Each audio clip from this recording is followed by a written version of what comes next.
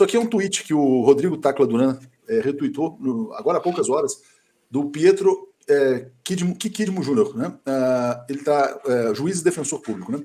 Ele fala assim, ó, é preciso compreender que sempre foi oportunista, viu rasteiro parcial e atuou just in time para eliminar o inimigo, né? É interessante, né? O Moro tem esse método do Toyota, o método just in time contra os inimigos. Agora fica marrequeando que quer respeito. Não adianta. A lei do retorno do mundo que capota é infalível, né? Bom, como o Rodrigo Tacla Duran retweetou essa postagem, a gente também entrou com a manchete aqui no site, né? A lei do retorno é infalível, posta Tacla Duran, ele endossou. Rodrigo Tacla Duran vai depor na segunda-feira, Joaquim. É isso que está assustando o Moro? Eu já entrevistei o Tacla Duran 2 vezes e já adianto o que ele vai dizer, tá? Ele tem motivo para assustar. O Tacla Duran, claro, ele não vai ser ouvido para qualificação. Ele é um réu e ele vai ter a oportunidade de falar pela primeira vez diante do juízo. Então, o que vai acontecer? O juiz vai perguntar a ele algumas questões e o que ele deve colocar. Ele deve colocar contar que em maio de 2017, ele teve uma conversa com o Carlos Zuccolotto Júnior, que era advogado, era sócio da Rosângela Moro. E é padrinho de casamento do Moro. E o Rodrigo Tacla Duran printou essas telas. Tá? E essas telas foram periciadas lá na Espanha, num colégio de peritos de lá, e ele depois juntou a CPI da JBS.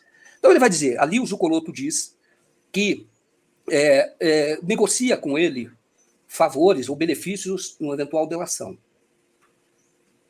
E diz para ele que só que queria receber 5 milhões por fora.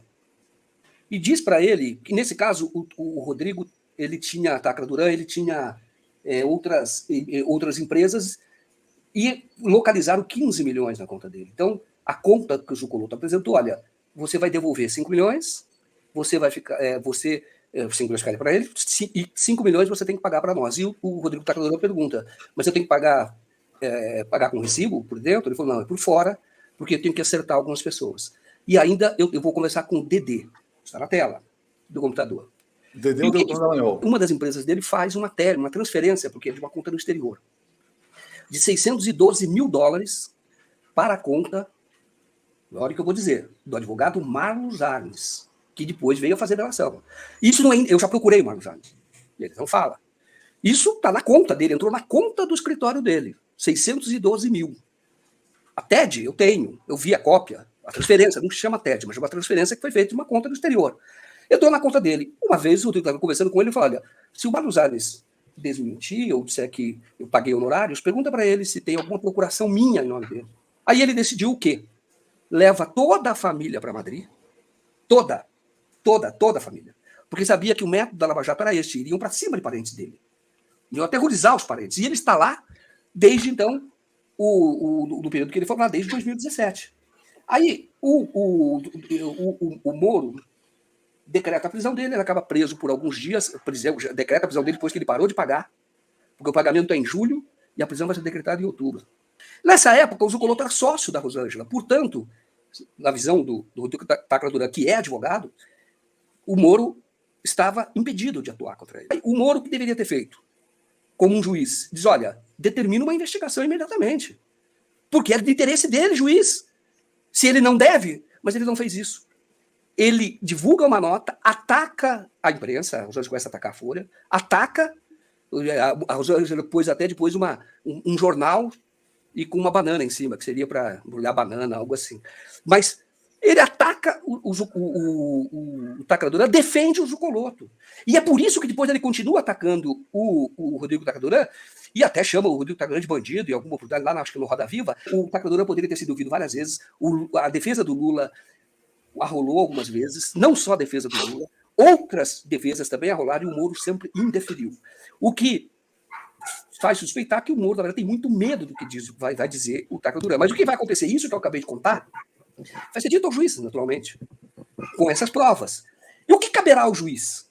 Determinar a investigação imediatamente, encaminhar tudo isso para a Polícia Federal. Não é porque o juiz é anti-lavajatista, etc., o ápio. É porque é dever dele. Que é aquilo que o Moro não fez, de fazer investigação com a O Moro era suspeito em face do Zuccolotto, Rosângela, isso pelo código traria, obviamente, a suspeição, o impedimento, ele não poderia julgar. Isso é pacífico, né? Então, se esses elementos, de fato, existe, né? E outra, quando a Mônica publica tudo aquilo, o Moro não determina ou não remete. Aliás, aí tem outra coisa que sempre quando a gente fala quando se fala, a gente esquece fica uma coisa escondida que a gente mesmo não se dá conta.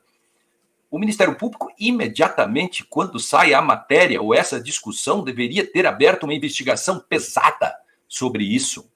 Pesadíssima. Logo, naquele momento, havia elementos objetivos, por muito menos se fizeram investigações com cartas anônimas e um monte de coisa, e não se fez. Então, tanto o juiz, na época Moro, como os procuradores, Deltan e outros, nenhum dos dois tomou providências que, por certo, serão tomadas agora, não por favores, por desavenças, por malquerências ou qualquer outra coisa, porque é um dever mais prosaico que um aluno de primeiro ano de faculdade sabe. No meio de um processo surgindo algo desse tipo, Houston, temos uma nova investigação a ser feita. Muito, muito simples. Então, tem muitas coisas que vão acontecer daqui para frente, que já aconteceram, que surpreendem em face do anuviamento anterior. Agora, as questões que são óbvias, elas geram certa perplexidade.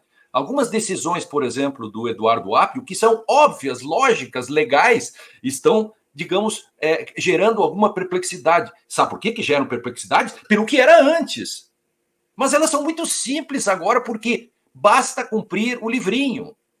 Basta cumprir a Constituição, o Código de Processo, etc., e o Joaquim, de forma didática, explicou aqui, não foi, digamos, o procedimento, o protocolo, o livrinho, não foi cumprido anteriormente. Tivesse sido, as coisas teriam terminado de outro modo, né? É bem isso. Então, não vejo...